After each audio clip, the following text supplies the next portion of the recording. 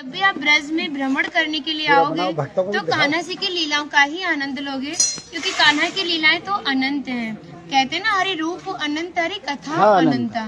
लेकिन जब भी आप भांडीर वन में प्रवेश करोगे, कभी शास्त्रों का अध्ययन करोगे या किसी के मुखार बिंद से श्रवण करोगे तो ज्ञात होगा कि भांडीर वन में एकमात्र लीला नहीं है, यहाँ पे हमारी 14 लीलाओं का उल्लेख है। प्रथम लीला श्री जी के विवाह की मानी जाती है, लेकिन सबसे बड़ा ग्रंथ श्रीमद् भागवत जी को माना जाता है।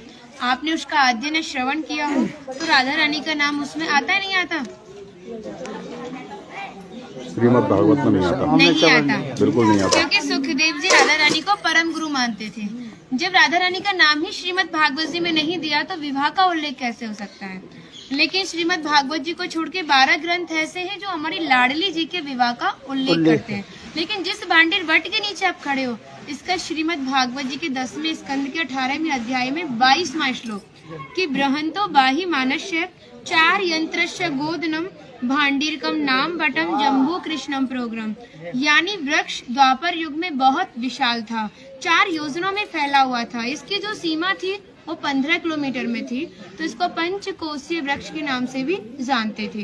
कान्हा जी इन्हीं की शाखाओं पर चढ़ के यमुना मैया को आर पार किया करते थे। मान्यता है कान्हा जी की जो 9 लाख गाय थी दोपहर के समय इसी वृक्ष के नीचे बैठ के विश्राम करती थी। तो माताएं जो भी माखन मिर्ची रोटी इत्यादि प्रसादम में रख देती थी, सभी ग्वाल वाल एकत्रित होकर दोपहर का भोजन करते थे।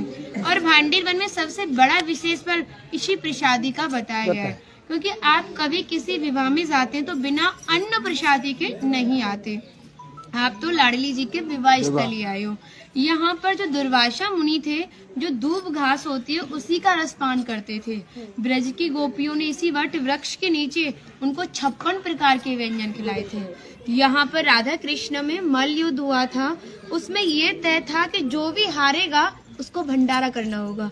तो जब हमारे कान्हा जी हार गए थे तो ग्वाल वालों के साथ मिलके यहाँ पे भंडारा किया, उसी के नाम पर इसका नाम भांडीर वन पड़ा। यहाँ पर ब्राह्मण पत्नियों ने भी कान्हा जी को भोजन प्रसादी खिलाई है, और ठाकुर जी ने ब्रजवासियों से ये टुकड़े मांग के पाए थे, तभी नाम दिया था इसका मधुकरी। मांग के पाना मतलब मधुकरी। तभी शास्त्रों में ब्रजवासियों को अपना हृदय बताया और कहा कि जब तक ब्रजवासी की कृपा नहीं होगी, ठाकुर जी की कृपा बहुत दूर की बात है। यानी सर्वप्रथम ब्रजवासी की कृपा होना बहुत जरूरी है, जब ही हमारे ठाकुर जी हमारे ऊपर कृपा करते हैं। हमारी राधा रानी ने स्कंद पुराण में इस स्थान के बारे में ये कहा था कि जो भी गुप्त वृंदावन आएगा वो मोक्ष को प्राप्त होगा। यानी भांडीर वन को ही उन्होंने गुप्त वृंदावन कह के संबोधित किया। तो कान्हा बोले, तुम इतनी बड़ी बात को कह रही हो, लोग पाप करेंगे और सीधे दौड़े भांडीर वन चले जाएंगे, क्योंकि आपने तो मोक्ष धाम ही भांडीर वन को कह दिया। तब हमारी लाडली जी ने कहा, नहीं कान्हा, मैं जिस पर विशेष कृपा करूंगी, जिसके प्रति मेरी भक्ति भाव दोनों सच्चे हैं और भक्त मेरी शादी में उपस्थित है। यानी आज से 5,500 वर्ष पूर्व आप इस स्थान पर थे। मनुष्य तो कोई था नहीं, तो अपने आप को कीड़े मकोड़े, घास फूस, पतझड़ इत्यादि अपने आप को मान सकते हो। जो भक्त उनकी शादी में उपस्थित था वो भक्त कई बार वृंदावन आएगा, जब जाके गुप्त वृंदावन आएगा, और डायरेक्टली नहीं, किसी न किसी के माध्यम से। इस स्थान तक पहुंचने के लिए माध्यम का होना बहुत जरूरी है, और सारा श्रेय भी माध्यम को जाता है, क्योंकि माध्यम ही हमें ऐसे दिव्य स्थान पर पहुंचाता है।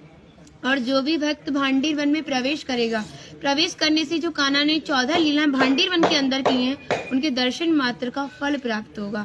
और जो भी यहाँ की एक किनका प्रसादी पाएगा और एक रात्रि निवास करेगा, वो इस ब्रज गौलोक धाम से वैकुंठ गौलोक धाम को जाएगा, क्योंकि जो हमारे ठाकुर जी ने गौलोक धाम को इस 84 कोस में ही बांटा है। आप यहाँ पे जो भी दर्शन करोगे वो प्रकृति की देन के हिसाब से और मानव निर्मित दर्शन है, लेकिन आप गौलोक धाम में जो भी दर्शन करोगे वो ठाकुर जी के हिसाब से है। जैसे गर्ग संहिता के 6वें अध्याय का नाम है गौलोक खंड, आप उसका अध्ययन करोगे तो भांडीर वट का एक दिव्य वर्णन का अध्ययन करोगे। कहते हैं गौलोक धाम में ब्रजा नदी के किनारे भांडीर वट है, यानी यमुना मैया का नाम ही गौलोक धाम में ब्रजा है। तो यहाँ पर भी आप एक भांडीर वट के दर्शन कर रहे हो। कहते हैं लोकनाथ प्रभु जी ने कहा है कि अगर भक्त इस भांडीर वट का दर्शन कर ले, दर्शन मात्र से, स्पर्श की तो बात बहुत दूर की बात है, दर्शन मात्र से ही उसे दोबारा गर्भ में जाना नहीं पड़ता।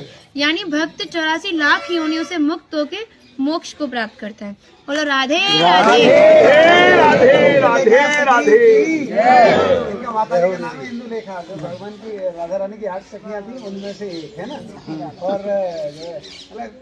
मन नहीं कर रहा कितनी तारीफ करे, वो है नहीं इसलिए बोल नहीं रहे, कृपा कारण स्टार्ट कर दिया।